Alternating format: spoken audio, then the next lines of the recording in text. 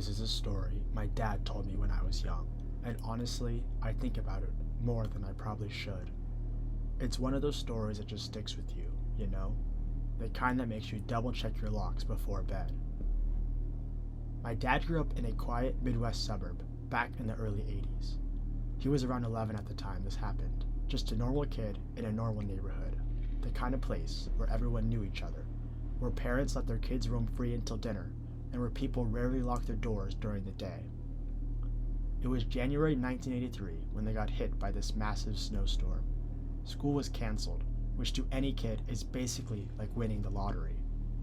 My dad remembers waking up to his mom telling him there was no school, before she and my grandpa headed off to work. They both had jobs they couldn't miss, even in bad weather, so my dad had the whole house to himself that day. While most kids in the neighborhood were probably out building snowmen or sledding down the big hill at the park, all my dad could think about was having the TV all to himself. He was obsessed with cartoons back then. I mean, wake up early on Saturday just to catch them, obsessed.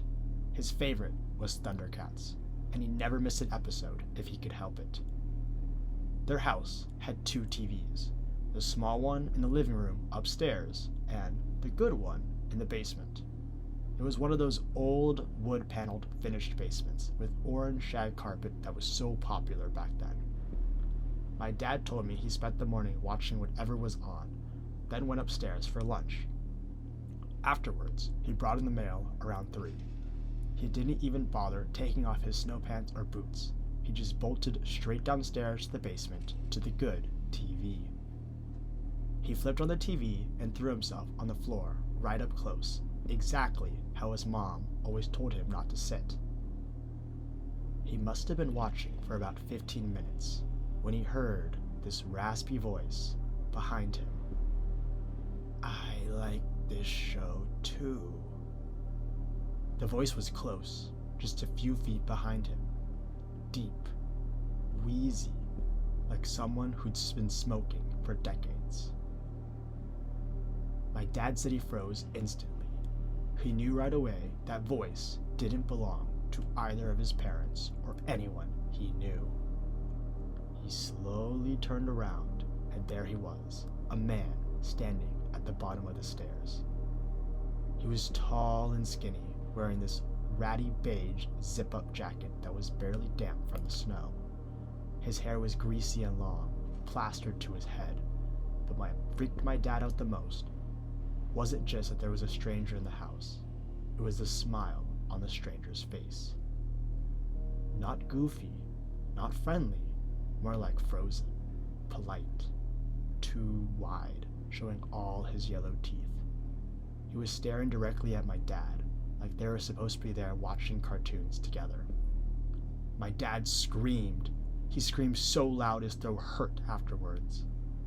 The man's reaction was immediate. The smile dropped, his eyes went wide, and he bolted up the stairs, faster than my dad thought humanly possible for someone that age. My dad ran up after him.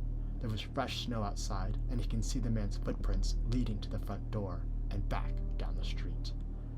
My dad slammed the door shut, locked it, and then just stood there, shaking. He ran to the phone and called my grandpa at work, crying hysterically.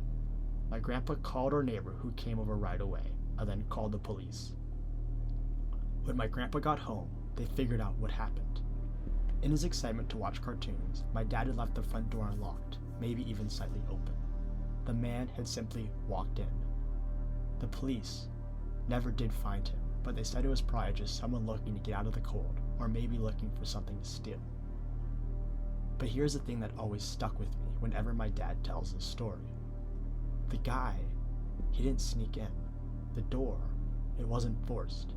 He just walked in because my dad forgot to lock it after bringing in the mail. And the only reason it didn't end worse is because that man, he didn't want it to. What still haunts my dad to this day is thinking about how long that man might have been standing there, watching him before he spoke, and what might have happened if he hadn't screamed. My dad never did watch TV alone in that basement ever again.